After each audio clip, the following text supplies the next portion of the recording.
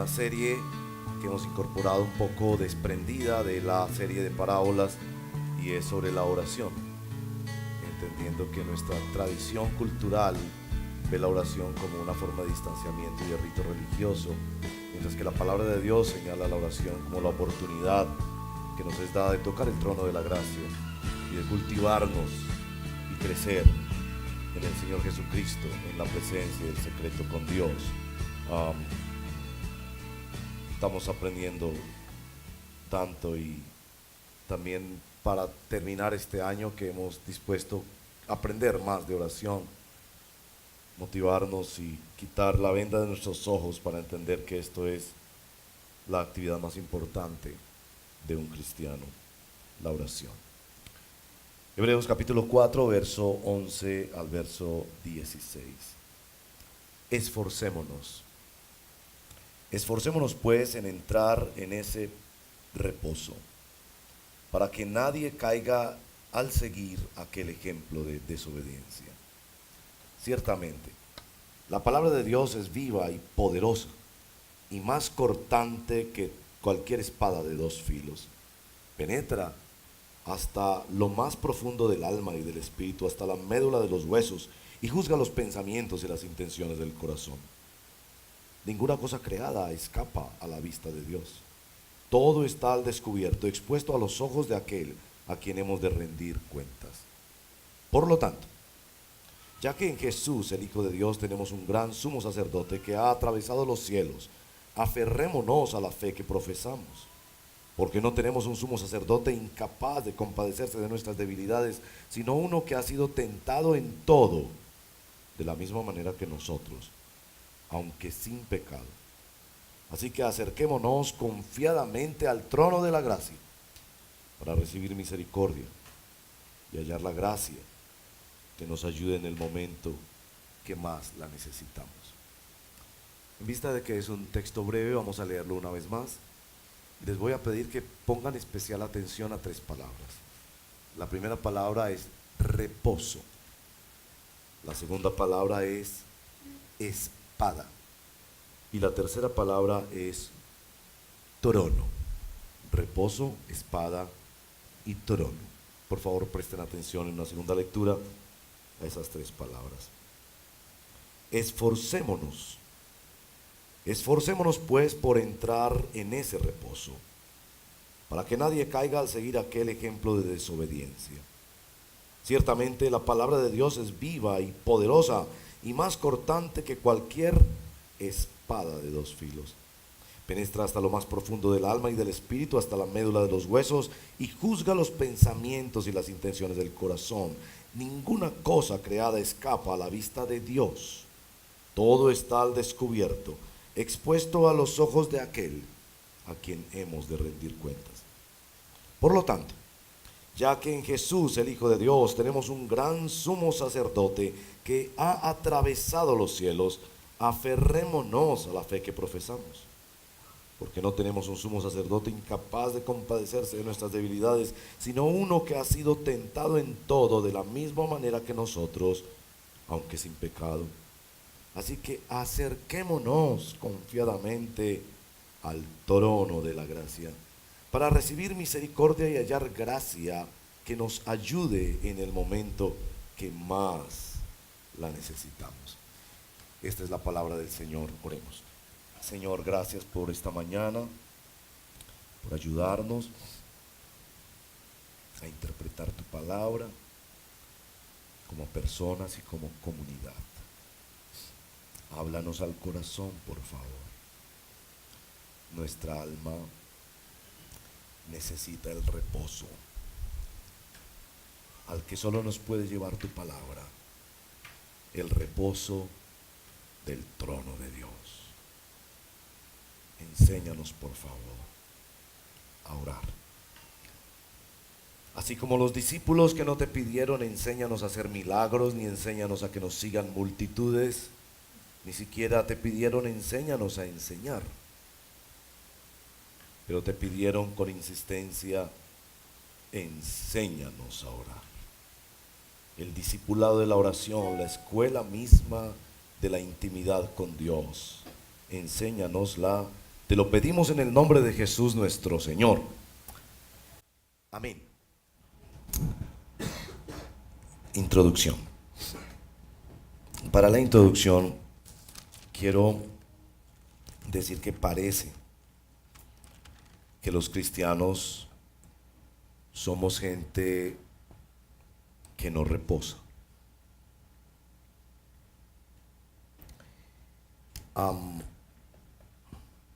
Tengo la sospecha que los cristianos somos gente más estresada que el resto de la población. Tengo la sospecha de que cuando nuestros hijos nos ven y otras personas piensan, yo no quiero esa clase de vida, porque vivimos estresados por los tres enemigos que tenemos: el mundo que nos presiona, nos contradice, Satanás que nos ataca y nuestra carne que nos seduce. Pero además de eso, caemos en el error de pensar que somos llamados a cambiar la vida de todos los demás, con ese sentimiento mesiánico que nos acompaña a los cristianos. Entonces, cuando ven que enviamos mensajes, que echamos cantalete, que buscamos salvar a todo el mundo, creo que damos la impresión de que somos gente muy estresada.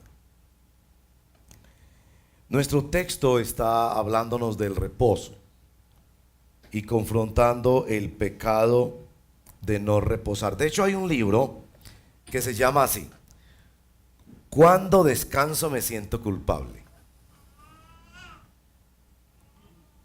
y que señala este asunto de los cristianos que no sabemos descansar. Somos gente más ansiosa, más angustiada, más preocupada, más cargada. Y lamentablemente, inclusive a veces presentamos eso como un modelo de vida cristiana. Entre más preocupados estamos por la maldad del mundo y por todo lo que pasa y por nuestros problemas, pareciera que fuéramos más espirituales. Pero no es así. De hecho, veremos que no solo Dios quiere que vengamos a su descanso. Vengan a mí todos los que están trabajados y cargados y yo les daré una religión para que se sientan más culpables. No, yo los haré descansar. No solo Dios quiere que descansemos en Él, sino que de hecho el no reposar en Él es un serio problema y un grave pecado en nuestra vida espiritual. Así que nuestro texto señala el problema de nuestra falta de reposo. ¿Cómo vamos a ir en este texto? Pues vamos a ir por las tres palabras que dijimos. La primera es reposo. La segunda, ¿se acuerdan? Espada. Y veremos el lugar que tiene la palabra de Dios en guiarnos, realmente no obligarnos a ir a ese reposo. La tercera palabra, ¿cuál es? El trono. Y veremos que el trono es sencillamente el lugar de reposo, porque es un trono de compasión, misericordia y gracia. Ese es nuestro bosquejo sencillo para el día de hoy. Empecemos con el reposo. Les recomiendo muchísimo leer el libro de Hebreos. Los primeros capítulos hablan muchísimo del reposo. Más adelante van a encontrar otros capítulos también. El libro de Hebreos es escrito para demostrar la superioridad de Jesucristo. Capítulo 1 y 2, Jesucristo es superior a los ángeles. Para esos de ustedes que les gusta la angelología y andan detrás de cuál es su ángel y experiencias esotéricas y eso. Jesucristo es superior a Moisés y a la ley y la legislación mosaica. Capítulo 4, Jesús es superior a Josué y al liderazgo de Josué al entrarlos en la tierra prometida. Jesucristo, capítulos 5 y 6, es superior al sumo sacerdocio de la religión más pura que ha conocido la historia, que es el judaísmo. Jesucristo, capítulo 7, es superior a Melquisedec, ese personaje misterioso del Antiguo Testamento. Jesucristo es superior, capítulo 8 y 9, al antiguo pacto. Jesucristo, capítulo 10, es superior a todos los sacrificios que se hacían para poder pedir perdón de Dios. Capítulo 11, Jesucristo es superior a todas las promesas que Dios ha dado, y es por Él que esas promesas son sí y son amén. Jesucristo es superior, es supremo y es suficiente.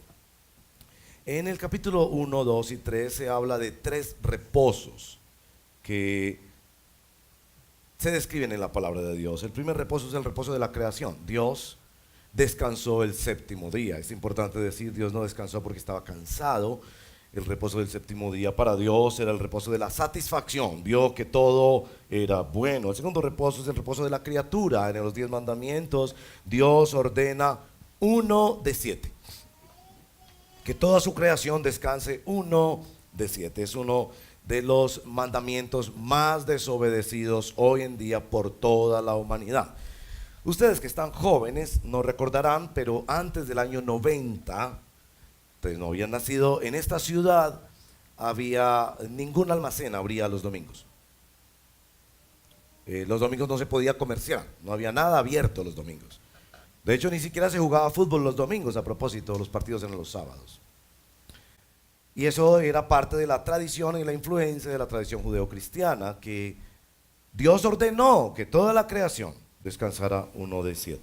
Ese es el descanso de la creación.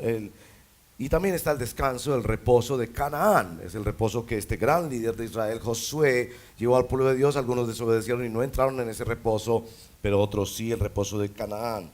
Pero aquí está hablando de un reposo superior. Miren por favor los versos 9 al 11. Por consiguiente, verso 9, capítulo 4, queda todavía un reposo especial para el pueblo de Dios.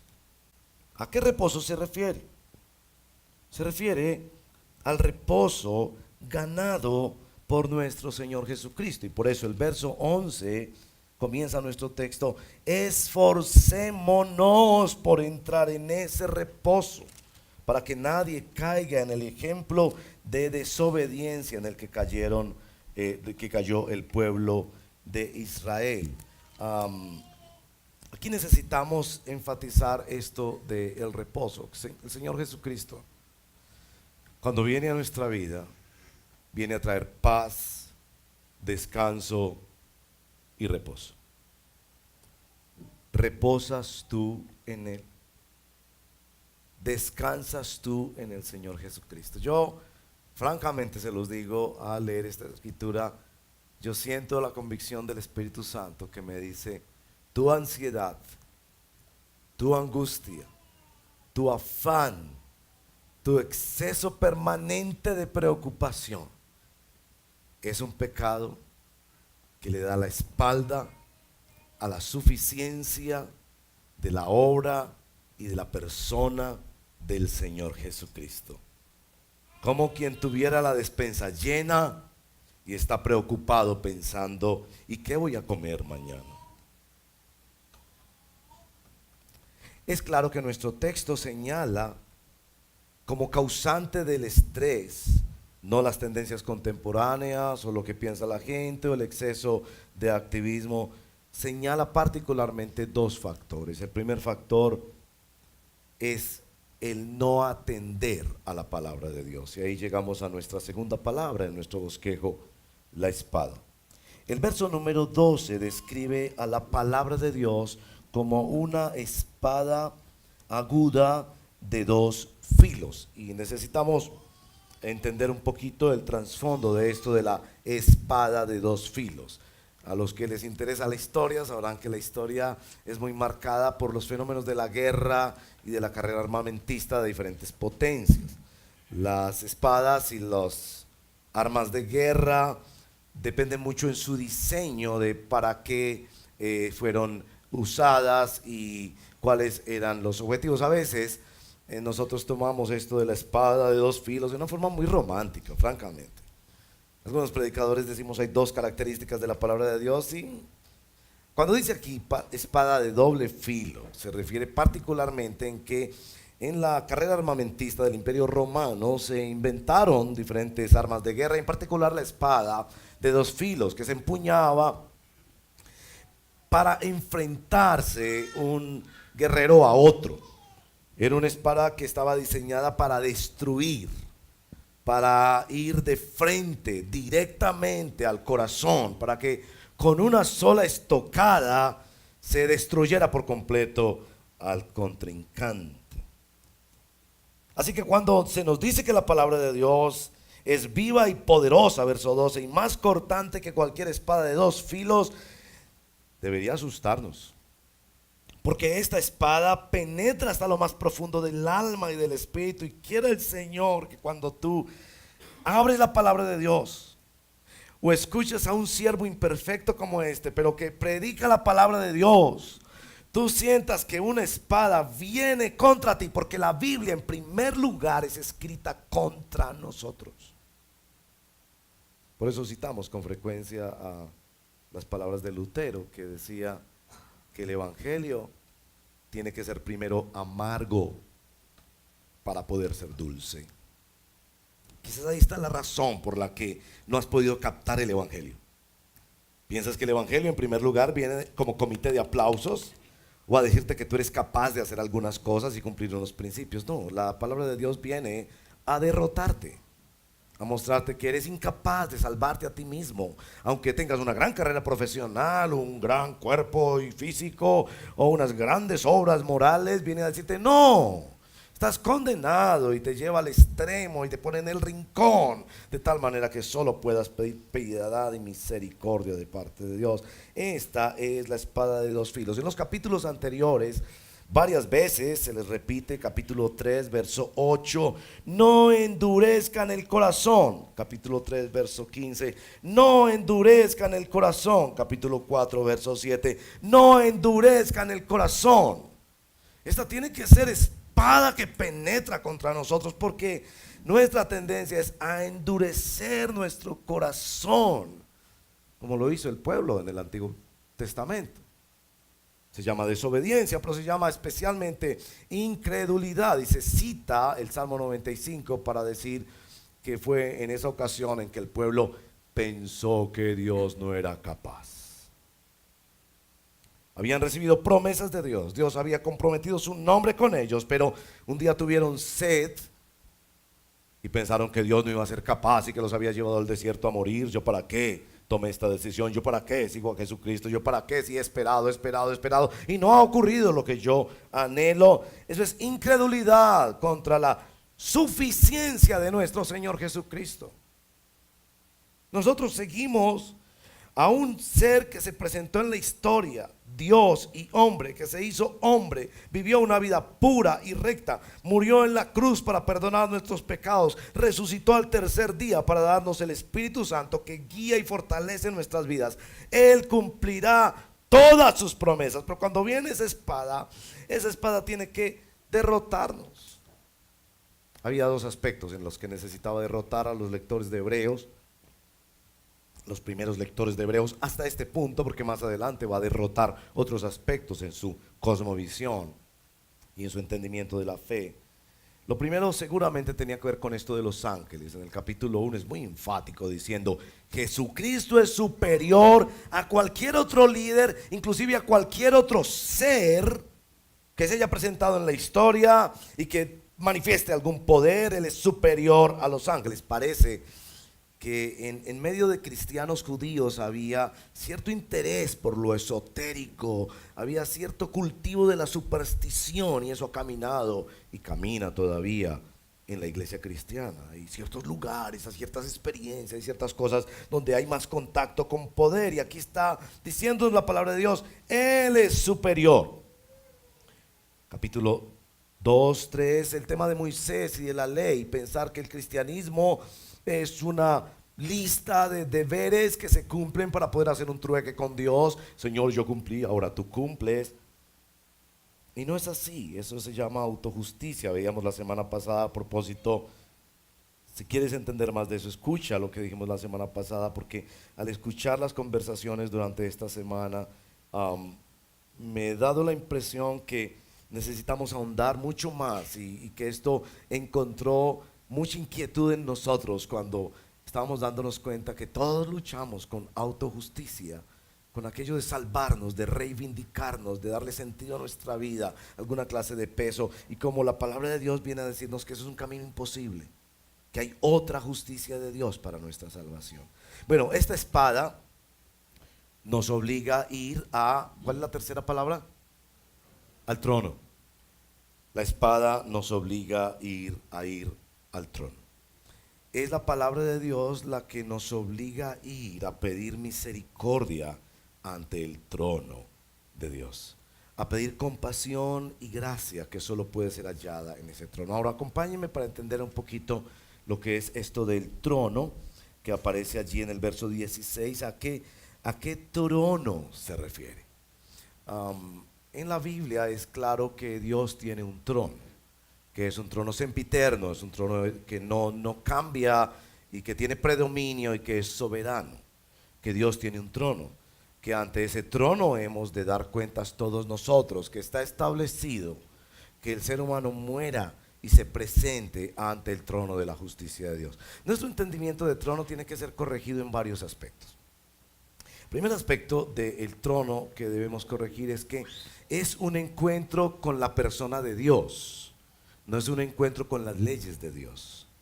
Y esto viene obviamente de la época en que es escrita la palabra de Dios, donde la justicia no se ejercía a partir de unas leyes o a partir de una tecnología, sino a partir del encuentro con una persona. Habían jueces y se presentaba ante ese juez, y el juez del universo es nuestro Señor, y tú has de presentarte ante Dios, ante el trono de justicia de Dios. La otra cosa que hay que corregir sobre el trono es que nosotros estamos en un país donde hay división de poderes. Entonces, en un sentido, hay un trono ejecutivo, las fuerzas militares, el ejecutivo, el presidente, sus ministros, los que tienen un poder para gobernar.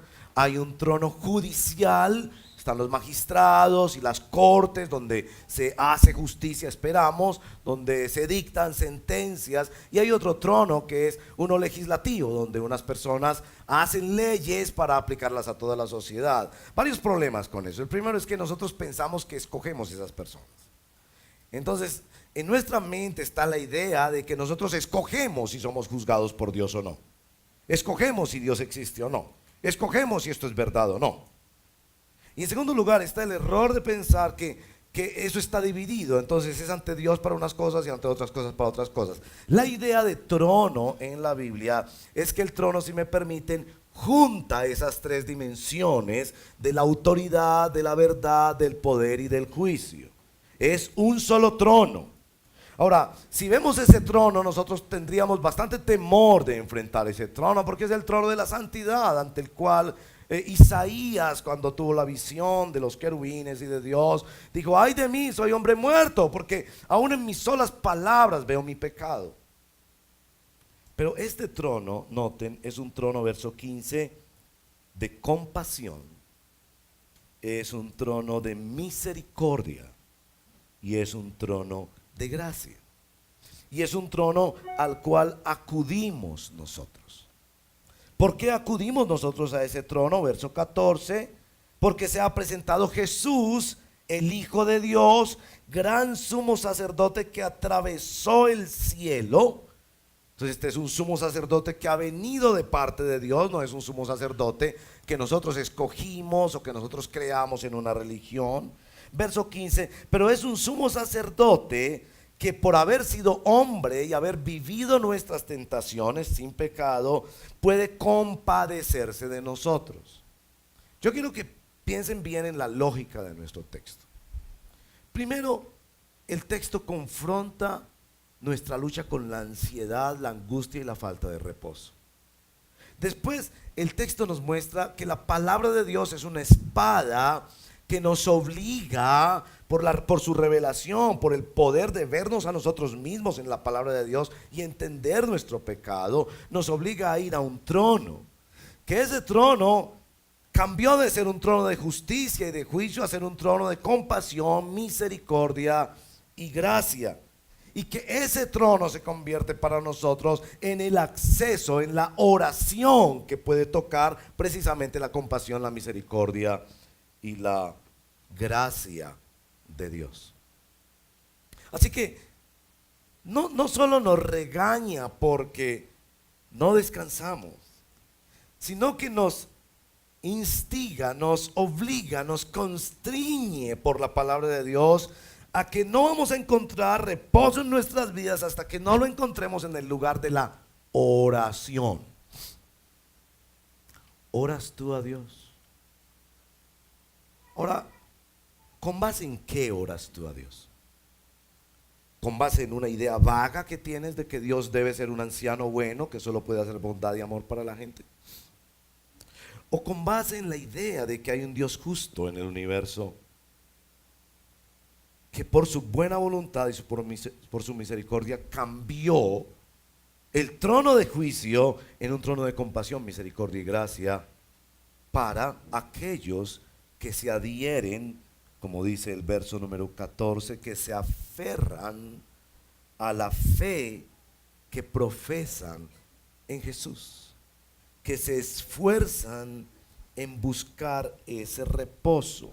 Verso 16, que se acercan por fe confiadamente a ese trono. Entonces hay unas correcciones sobre el trono, pero ¿quién es el que ora en ese trono? Déjenme mostrarles algunas cosas en la palabra de Dios. Capítulo 5 del mismo libro de Hebreos. Capítulo 5, verso 7. En los días de su vida mortal, Jesús ofreció oraciones y súplicas con fuerte clamor y lágrimas al que podía salvarlo de la muerte, y fue escuchado por su reverente sumisión. Aunque era hijo, mediante el sufrimiento aprendió a obedecer, y consumada su perfección, llegó a ser autor de salvación eterna para todos los que le obedecen. Y Dios lo nombró sumo sacerdote según el orden de Melquisedec. Ese Melquisedec se va a explicar un poco más en el libro de Hebreos quién es. Es decir, Jesús por su oración y su vida santa y pura ganó la conversión de ese trono. Ahora vamos al capítulo 7, verso 22. Leamos desde el verso 22 al verso 25. Por tanto, Jesús ha llegado a ser el que garantiza un pacto superior. Les decía esto de que Jesús es superior a todo lo que esa religión había producido. Verso 23. Ahora bien, como aquellos sacerdotes la muerte les impedía seguir ejerciendo sus funciones, había muchos de ellos. Pero como Jesús permanece para siempre, su sacerdocio es imperecedero. Por eso también puede salvar por completo a los que por medio de él se acercan a Dios, ya que vive siempre para interceder por ellos. Esta es la pregunta. ¿Quién es el que ora primero en ese trono? El que ora primero en ese trono es nuestro Señor Jesucristo. Esto es una cosa gloriosa de la fe cristiana. Que Jesucristo murió, resucitó y ascendió al trono de la gracia de Dios, y está ahí para asegurar que nosotros podamos seguir acercándonos al trono, para asegurar que ese trono ya no es un trono de condenación para nosotros pobres pecadores, sino un trono de compasión, de misericordia y de gracia. Les leo un texto más en Romanos capítulo 8, verso 31 hasta al verso 34. Romanos 8, verso 31 al verso 34. ¿Qué diremos frente a esto? Si Dios está de nuestra parte, ¿quién puede estar en contra nuestra? El que no escatimó a su propio Hijo, sino que lo entregó por todos nosotros, ¿cómo no habrá de darnos generosamente junto con él todas las cosas? ¿Quién acusará a los escogidos de Dios? Dios es el que justifica. ¿Quién condenará? Cristo Jesús es el que murió e incluso resucitó. Y escuche esto: está a la derecha de Dios e intercede por nosotros. Mi amigo y mi amiga, si usted está considerando la fe cristiana, sepa esto: la fe cristiana declara, por la obra suficiente del Señor Jesucristo, que cada hijo de Dios, cada creyente que profesa la fe, que se aferra a la fe, no está solo. Tiene al mismísimo Señor Jesucristo junto al trono, asegurando acceso y segura respuesta a su oración a causa de su obra perfecta en la cruz y en la resurrección. Esto es lo que quiero decirles hoy. Somos acusados de falta de reposo. Somos constreñidos por la palabra de Dios a que hay solo un lugar donde encontramos descanso para nuestro corazón. Se nos muestra un trono que por la obra de Jesús cambió de ser trono de condenación a ser trono de compasión, misericordia y gracia. Ven a ese trono. Ven en arrepentimiento y fe a ese trono de gracia en el Señor Jesucristo. No trates de fabricar tu religión filosófica o tu religión de buenas obras. Ven al Señor Jesucristo. Termino contándoles una historia muy personal. Y me perdonan que sea una historia muy personal. Ya la he contado en otra ocasión, creo que recuerdo. Cuando yo era niño, existía en nuestro barrio eso que llamábamos graneros. Los graneros eran diferentes a las tiendas. En las tiendas se compraban algunas cosas, pero en el granero se encontraba todo lo que contenía la canasta familiar. En esa época la gente mercaba en esos graneros, por lo menos en el sector y en la región donde yo me crié. Íbamos a ese granero. En los barrios o los sectores habían 2, 3, 4 graneros. El granero donde yo me crié, en el barrio donde yo me crié, pertenecía a el Negro Zavala. El Negro Zavala era un señor bastante rudo, pero que trabó una amistad con mi papá de muchos años. Recuerdo inclusive que mi papá nos llevó a visitarlo a él cuando estuvo por unos buen tiempo en el hospital. Llegaron realmente a apreciarse mucho como amigos. El Negro Zavala tenía este granero y yo recuerdo, esta es la experiencia, una vez que mi papá nos llevó a mi hermano y a mí, y ahí mismo frente al Negro Zavala, dijo algo que es una de las lecciones más importantes que yo he recibido en toda mi vida. Mi papá miró al Negro Zavala y así con la firmeza de su voz y muy seriamente le dijo: negro, cualquier cosa que mis hijos vengan a pedir aquí a este granero, no les preguntes para qué, sencillamente dáselos y yo respondo por ellos. Claro, yo tenía unos 8 años, mi hermano un poco más, por mi mente pasaron chocolatinas, galletas, toda clase de golosinas. Yo, wow, ¿qué es lo que mi papá está diciendo aquí? Mi mamá es una señora muy humilde, modesta, de extracto campesino. Posiblemente mi papá pensó que mi mamá no era capaz de hacer eso por su timidez, pero mi papá estaba previendo que si alguna cosa pasaba a él, y vivimos algunas épocas de mucha escasez, que el único recurso sería la confianza que tenía este señor en mi papá y que nosotros pudiéramos ir y pedirlo. Y efectivamente en algunas ocasiones mi mamá decía: vaya donde el negro y dígale que nos mande una libra de azúcar. Entonces nosotros que mande una libra de azúcar, y él no mediaba palabras, sencillamente lo entregaba y seguramente lo anotaba por allí para recordar. Eso a mí me marcó muchísimo. Yo nunca hice uso de todas mis fantasías porque también estaba la responsabilidad que venía con eso. Yo debo hacer uso de esta confianza, de esta seguridad que mi papá me ha dado, pero solo para el bienestar de mi familia, de mis hermanitos o de cualquier necesidad urgente que nosotros o otras personas, pero que se apoyaba enteramente en una relación, en la relación de este señor con mi papá. ¿Por qué les cuento esa historia? El descanso de tu alma no está en que tengas más cosas. Yo te garantizo que las personas que tienen más cosas tienen más preocupación. El descanso de tu alma no está en que se acabe este periodo de conflicto. Si bien oras a Dios que se acabe este periodo de dificultad, y Dios en su bondad muchas veces hace que se acabe ese periodo de dificultad, pero vendrán otras dificultades y otros problemas, porque en el mundo tendremos aflicción.